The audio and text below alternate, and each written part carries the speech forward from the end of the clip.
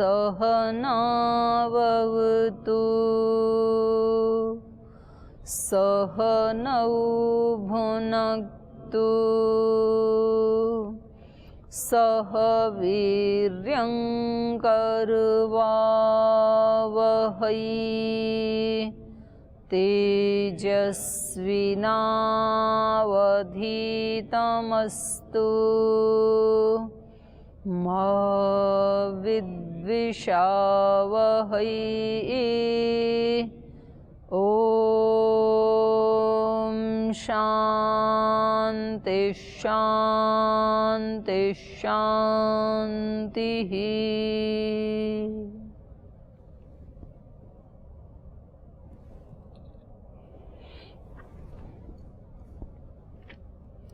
कोई प्रश्न है कल के पाठ से? आगे चलूं फिर जी। ओम दीदी प्रणाम।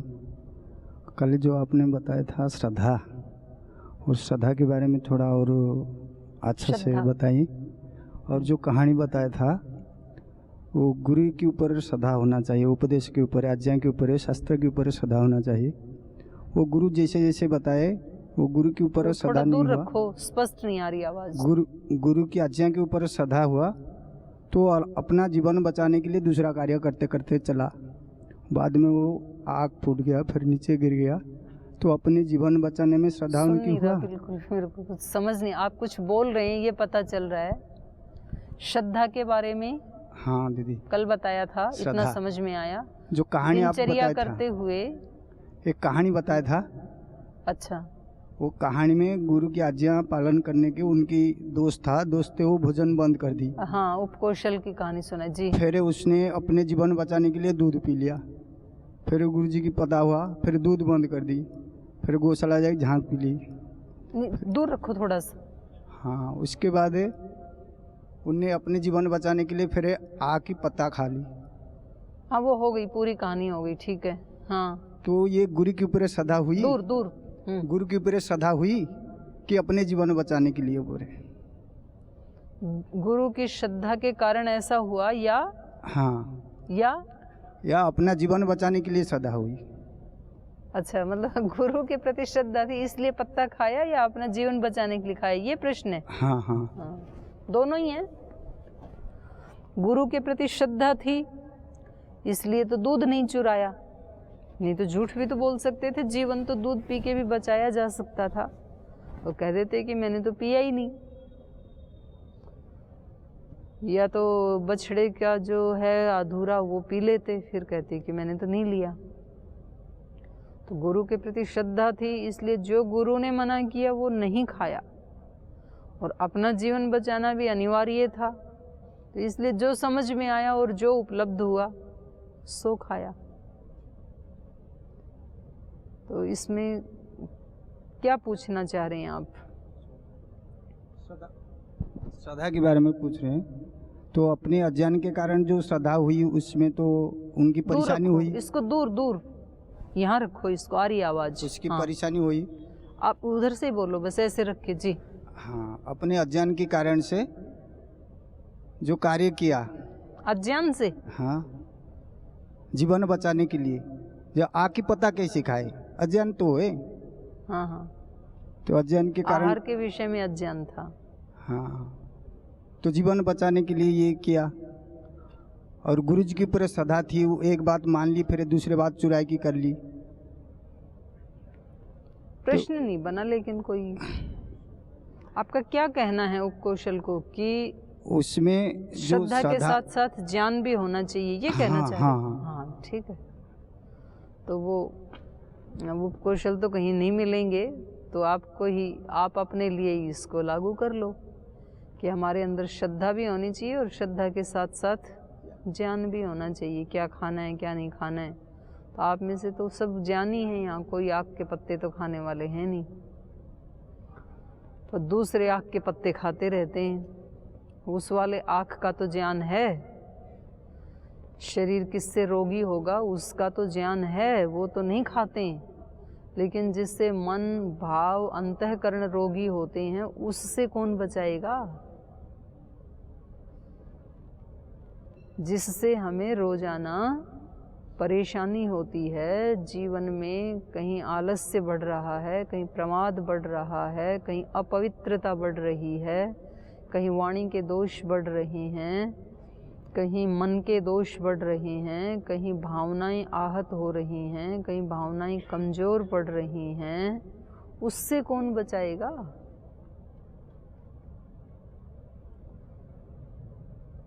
तो हमें ये ज्ञान की तो सारी महिमा चल रही है 2-3 दिन से। तो हर फील्ड का ज्ञान होना बहुत ज़रूरी है। शरीर का भी ज्ञान होना चाहिए, तो शरीर का ठीक ठीक सदुपयोग करेंगे। शरीर क्यों मिला है? शरीर के आहार का भी ज्ञान होना चाहिए कि शरीर को कैसे स्वस्थ रखा जाए, क्या खाना चाहिए, क्या नहीं खाना चाहिए, कितना खाना चाहिए, कब खाना चाहिए, कब नहीं खाना चाहिए, वो भी ठीक है। फिर उसके साथ साथ शरीर के साथ साथ इंद्रियां भी तो हैं, तो इंद्रियों का भी हमें ज्ञान हो कि मेरे को इतनी इंद्रियां मिली हैं, क्यों मिली हैं, किस प्रयोजन से मिली हैं, उसका प्रयोजन मैं सिद्ध कर रहा हूँ या नहीं कर रहा हूँ, कर रहा हूँ तो कितना कर रहा हूँ, कितने प्रतिशत पूरा कर रहा हूँ कि 50% कि 60% या 10%, और अधूरा कर रहा हूँ तो उसके पीछे क्या कारण है।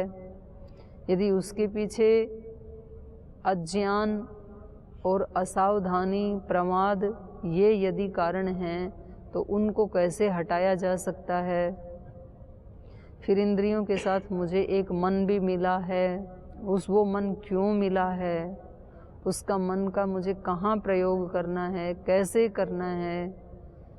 फिर उसके साथ एक बुद्धि भी मिली है, उसके साथ प्राण भी मिला है, उसके साथ साथ मैं आत्मा तो हूँ ही। फिर इस शरीर को, आत्मा को एक समाज में रहने के लिए भगवान ने मुझे कहाँ पैदा किया है, फिर वहाँ पैदा करके भी किन गुरुओं के पास लेके आ गई है नियति मेरी। अब मुझे जीवन में क्या करना है, समाज के साथ मेरा क्या संबंध है, परिवार के साथ क्या है, संस्था के साथ क्या है, अपने आप के प्रति मेरा क्या उत्तरदायित्व है, मेरे प्रति क्या संबंध है, ईश्वर के प्रति क्या संबंध है। ये सारे फील्ड का ज्ञान जिसको होगा वो फिर, क्योंकि अलग अलग क्षेत्र के अलग अलग बंधन होते हैं, जैसे बंधन अलग अलग फील्ड के अलग अलग हैं, ऐसे ही मुक्ति भी अलग अलग फील्ड से करनी होती है। मुक्ति कोई एक फील्ड से इधर से छलांग लगा के उधर पहुंच गई ये मुक्ति है, ऐसा थोड़ा ही है। पृथ्वी से उठे और ऐसे चले गए ऊपर ऊपर ऊपर ऊपर, चंद्रमा के पार मुक्त हो गए, ऐसे नहीं है। मुक्ति भी स्टेप्स में होती है। शरीर के रोगों से मुक्ति, इंद्रियों के दोषों से मुक्ति, प्राण के दोषों से मुक्ति, भावनाओं के दोषों से मुक्ति, बुद्धि के स्तर पे मुक्ति, ऐसे मुक्ति होती है। तो शरीर के दोष क्या क्या हैं, उन सब से मुक्त होना। फिर इंद्रियों के दोष क्या क्या हैं, कभी वाणी के दोष हैं किसी के अंदर दृष्टि का दोष है, किसी के अंदर और किसी इंद्रिय का दोष है, उससे मुक्ति। ऐसे मुक्त होता है व्यक्ति, एक एक घटक से मुक्त होना पड़ता है। और फिर प्राण के दोषों से घृणा, द्वेष, हताशा, निराशा, अहंकार, अभिमान, अपने आप का अवमूल्यन करना, अपने आप का ओवर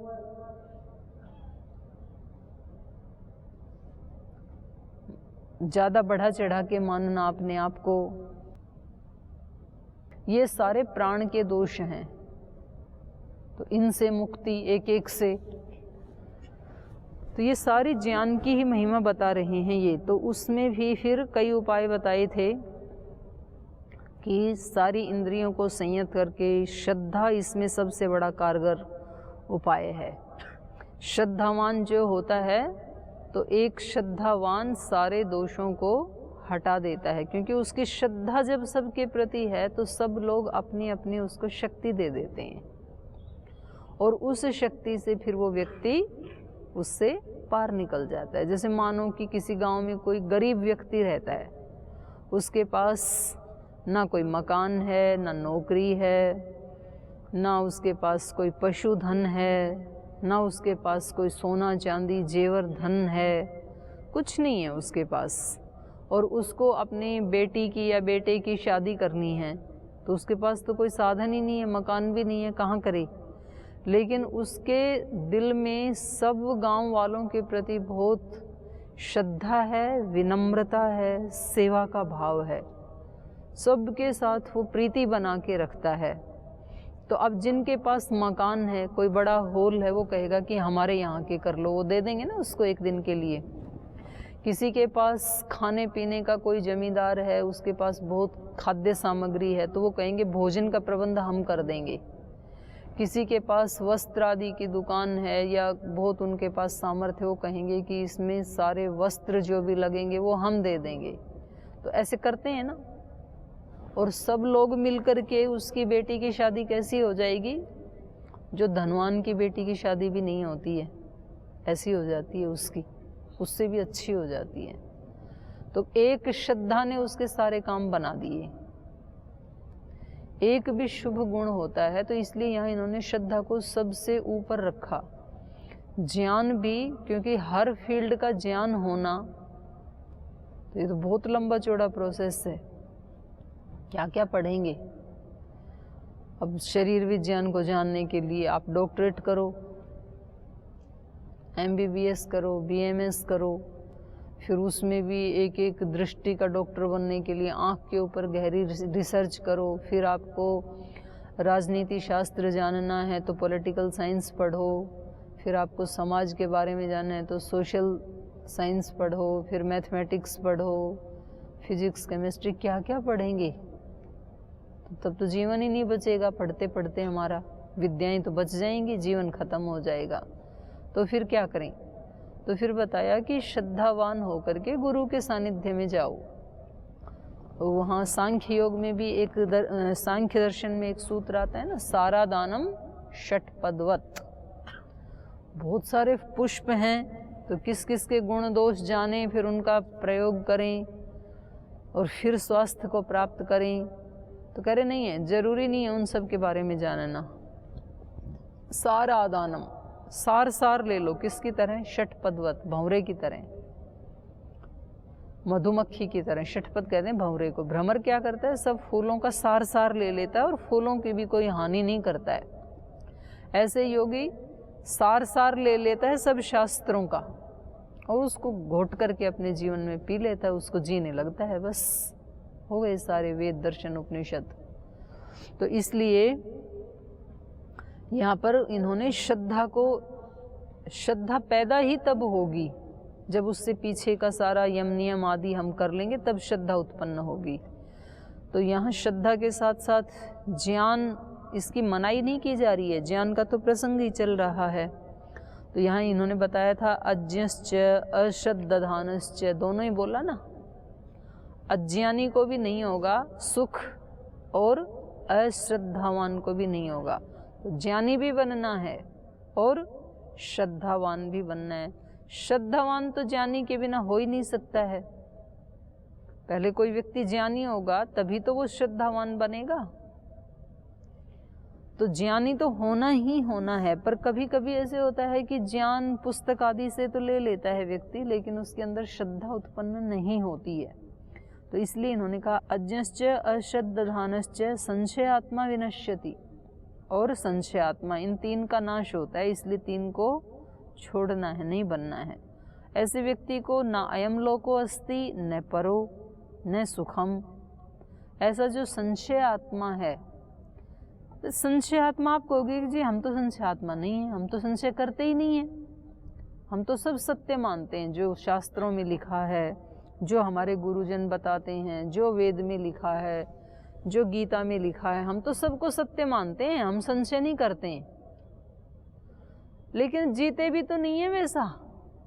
मानते हैं तो जीना चाहिए, उसको मानना कहेंगे। यदि आप जीते नहीं हैं तो इसका मतलब आप मानते भी नहीं हैं, फिर आपको संशय है। क्योंकि मान लेंगे तो जीवन में आएगा। यह एवं वेदस एवं भवति, जो ऐसा जानता है वो वैसा हो जाता है। तो जब तक हमारे अंदर ये संशय है, संशय का मतलब है जब तक हम उसका अनुष्ठान नहीं करते हैं तब तक ना तो इस लोक के सुख मिलने वाले हैं, न परौ सुखम, और ना ऐसे संशयात्मक व्यक्ति को यहाँ ही सुख नहीं है उसको परलोक में तो मिलेगा कहाँ, क्योंकि जो मेरे चित्त की स्थिति यहाँ है वही तो परलोक में भी होगी। जाने वाला तो मैं ही हूँ, लोक में कोई चेतना थोड़ी ही है। इसलिए कोई ब्रह्मचारी बोलते हैं जी हमारे को उस गुरु जी के पास जाना है, उस आश्रम में जाना है, हिमालय में जाना है। तो फिर मैं यही बताती हूँ कि जाने वाले तो आप ही हो। जो आप यहाँ हैं वही आप तो वहाँ भी होंगे। आप में तो अंतर नहीं आएगा, स्थान में तो अंतर आ जाएगा, पर जो स्थान का उपभोग करने वाला वो तो सेम है। यदि आप यहाँ उसको प्राप्त कर सकते हैं तो वहाँ भी कर सकते हैं, यहाँ नहीं कर सकते तो वहाँ भी नहीं कर सकते। अपने मन को ठीक किसको करना है? स्थान को करना है कि मुझे करना है? मुझे करना है ना। तो मुझे करना है तो मैं ठीक करके ही उस स्थान पे जाऊं। हम क्या विचार कर लेते हैं कि जब मैं वहां जाऊंगा तो मेरा मन ठीक हो जाएगा, और फिर हम वहां जाते हैं तो हमारा मन ठीक हो जाता है। तो हमें क्या लगता है कि इस स्थान ने मेरे मन को ठीक कर दिया। स्थान ने मन को ठीक नहीं किया, आपने पहले कंडीशन ही अपने मन की वो बना ली थी। आपके उस विचार ने आपको ठीक किया है। आपने अपने आप को ये विचार दे दिया था कि जब मैं वहां जाऊंगा तब मैं ठीक हो जाऊंगा, तो आप वहां चले गए और ठीक हो गए। ये ही क्रिएशन यदि आप यहाँ बैठे बैठे दे देते अपने आप को कि मेरे को वहां जाना भी है तो ठीक होकर के जाना है, ऐसी स्थिति में नहीं जाना है, तो आप ठीक होके भी वहां जा सकते थे। तो सुख दुख हमें विचार देते हैं, हमारी प्रोग्रामिंग देती है। हम क्या अपने मन को योजना देते हैं, क्या प्रोग्रामिंग देते हैं, उससे हमारे सुख या दुख होते हैं। कोई व्यक्ति कैसा व्यवहार करता है, हम कहते हैं कि जब ये ऐसे व्यवहार करेंगे तो फिर मेरे को दुख होगा, ये हमने पहले तय कर रखा है, तो फिर हमें दुख होगा। एक व्यक्ति के जीवन में थोड़ी कोई प्रतिकूलता आती है, वो बोलता है मेरे चारों तरफ से मेरे जीवन में संकट घिराए हैं, तो वो जो भी सिचुएशन है वो सारी संकट का रूप ले लेंगी। एक व्यक्ति बोलता है मेरे जीवन में आजकल कृपाओं की झड़ी लगी हुई है, चारों तरफ से कृपाएं बरस रही हैं, तो जो भी प्रतिकूल परिस्थिति है वो कृपा का काम करके चली जाएंगी। फिर तो जैसा हम सोचते हैं वैसा फिर वो हो जाता है। तो इस लोक में जो ज्ञानी हैं, श्रद्धावान हैं, विश्वास करने वाले लोग हैं, वो इस लोक में भी सुखी रहते हैं, और जो यहाँ सुखी है वो वहाँ भी सुखी रहेगा। जाने वाला तो वही है ना, और जो यहाँ सुखी नहीं है वो वहाँ भी नहीं है, कहीं भी नहीं है, क्योंकि सुख दुख का क्रिएशन करने वाला मैं स्वयं हूँ, दूसरा नहीं है कोई भी। और जब तक दूसरों के ऊपर ब्लेमिंग करते रहेंगे, इसके कारण हुआ, इसके कारण हुआ, तो वो चेहरे बदलते रहेंगे, आपके सुख दुख में कोई चेंज नहीं आएगा। आज इसके कारण होता था तो वहाँ जा करके उसके कारण होगा, फिर वहाँ जा करके तीसरे के कारण होगा, वो तो कोई ना कोई तो आएगा सामने। तो आगे फिर ये बता रहे थे, पहले कर्म योग को इन्होंने महत्ता दी, फिर उसके बाद बताया कि ऐसे अंधाधुंध कर्म नहीं करना है, उससे भी कुछ नहीं मिलेगा, ज्ञान पूर्वक कर्म करना है। फिर कहा ज्ञान और कर्म केवल इतना ही नहीं, श्रद्धा पूर्वक भी करना है। उसमें श्रद्धा को और जोड़ दिया कि पूरा पूरा लाभ तब होगा जब आपको उस चीज़ का ज्ञान भी है, पुरुषार्थ भी कर रहे हैं और श्रद्धा पूर्वक कर रहे हैं, तो उसको अब आगे बढ़ा रहे हैं। फिर जब ये तीन चीज़ें जुड़ जाएंगी तब कैसा होगा फिर? योग संन्यस्त कर्माणम ज्ञान संचिन्न संशयम। फिर ये जो योगी है ये योग के द्वारा अर्थात कर्म योग के द्वारा श्रद्धा पूर्वक जो कर्म करेगा, ज्ञान पूर्वक जो कर्म करेगा, तो उसका प्रत्येक कर्म योग ही हो जाएगा। तो ऐसे कर्म योग के द्वारा संन्यस्त कर्माणम उसने सारे कर्मों को ही छोड़ दिया, छोड़ देगा। फिर वो ज्ञान है, श्रद्धा है, तो फिर ये जो भी कर्म करेगा वो कैसे करेगा? निष्काम भाव से करेगा। तो काम को करते करते ही उस कार्य से मुक्त रहेगा, निर्लिप्त रहेगा, उसमें अटैच नहीं हो जाएगा। योग संन्यस्त कर्माणम ज्ञान संचिन्न संशयम, और ज्ञान रूपी अग्नि से छिन्न कर दिया है संशय को जिसने। 3 चीज ऊपर बताई थी, ज्ञान, श्रद्धा, असंशय, विश्वास। तो अज्ञान को किससे मिटाएगा? ज्ञान से। तो ज्ञान से तो और श्रद्धा से तो कर्मों को कैसा बनाएगा? अकर्म जैसे बनाएगा, निष्काम कर्म बनाएगा। और संशय किससे नष्ट हो जाएंगे? ज्ञान की अग्नि से, ज्ञानाग्नि से, योगाग्नि से। भिद्यन्ते हृदय ग्रंथिस छिद्यन्ते सर्व संशया, उपनिषद का मंत्र है, वेद का भी है। तो योग की अग्नि से सारे संशय नष्ट हो जाते हैं। ज्ञान संचिन्न संशयम आत्मवंतम न कर्माणि निबधनन्ति धनंजय। ऐसा जो आत्मावान है, आत्मवंतम माने आत्मा वाले को। आत्मा वाले तो हम सारे ही हैं। तो यहाँ विशेष क्या कहा अर्जुन को? योगी के लिए क्या कहा? आत्मवंतम, ऐसे आत्मा वाले को। तो यहाँ आत्मा वाले को, ये इसका क्या अभिप्राय है? जो आत्मा के अनुकूल जीता है वो ही आत्मावान है। धनवान कौन है? जो धन वाले व्यक्ति को जैसे जीना चाहिए वैसे जीता है, तो उस व्यक्ति को कहेंगे ना भाई ये धनवान है। जिसके पास धन तो बहुत है लेकिन जीता कैसे है? दरिद्र की तरह भीख मांगता है, तो उसको कहेंगे कि ये क्या धनवान है। जब इसके पास जितना है उसका ये सदुपयोग ही नहीं करता है, तो उस व्यक्ति को कहेंगे कि धन होते हुए भी ये धनवान नहीं है, तो दरिद्र ही है। आत्मा होते हुए भी हम आत्मा के अनुकूल जीवन नहीं जीते हैं, तो हम कैसे हैं? अनात्मवान हैं। आत्मा के गुण कर्म क्या क्या हैं?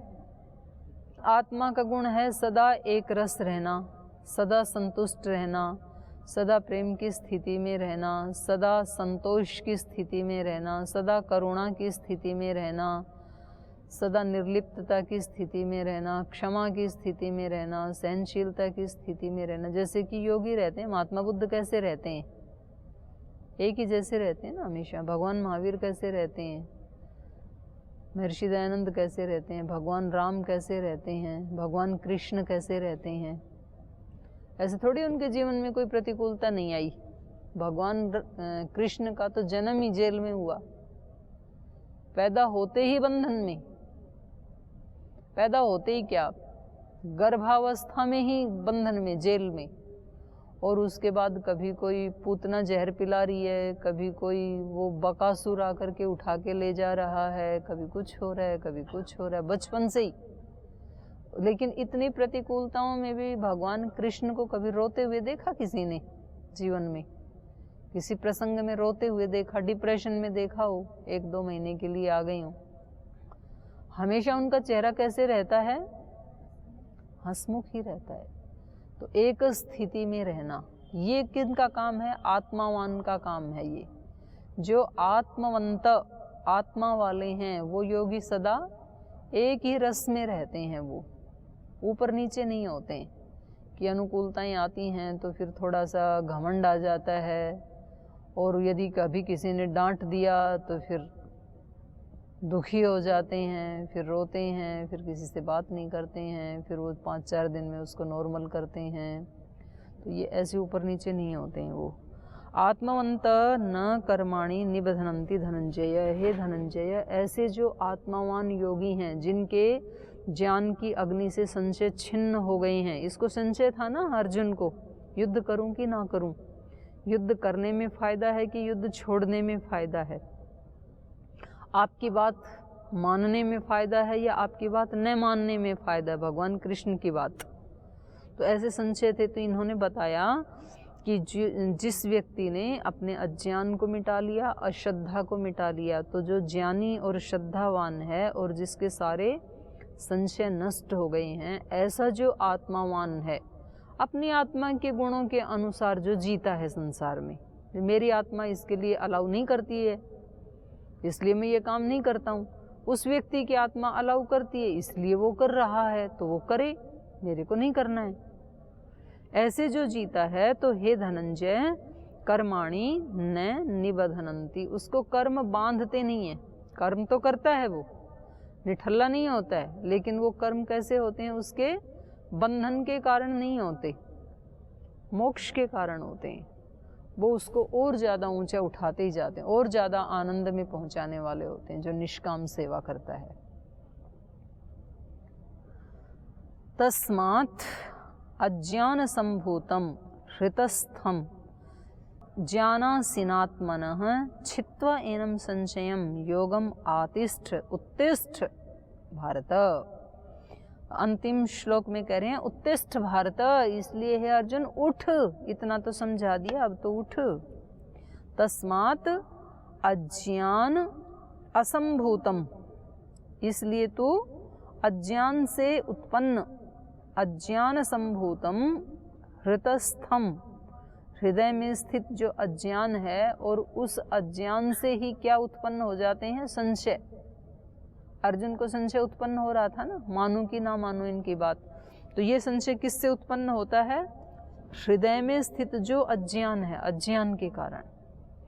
तो कहा तस्मात् अज्ञान संभूतम हृतस्थम, अज्ञान के कारण हृदय में उत्पन्न होने वाले इस संशय को ज्ञान असीना आत्मनः, असी मतलब तलवार, तो ज्ञान असीना, ज्ञान रूपी तलवार से, ज्ञान रूपी तलवार से आत्मनः अज्ञानम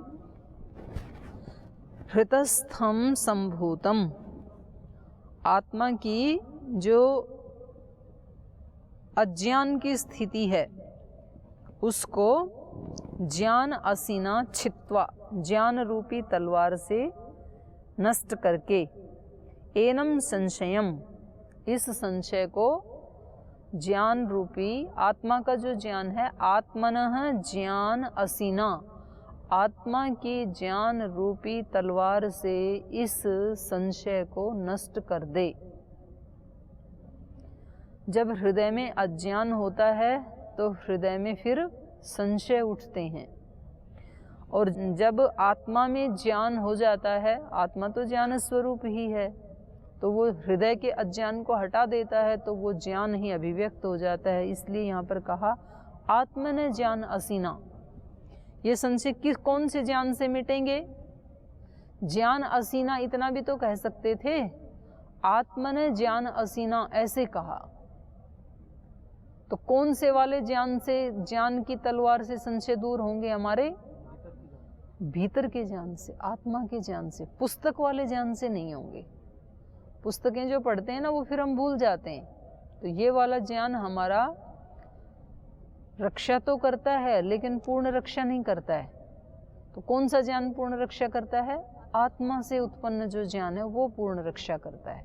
इसलिए कहा आत्मने ज्ञान असीना एनम संशयम छित्त्वा योगम आतिष्ठ,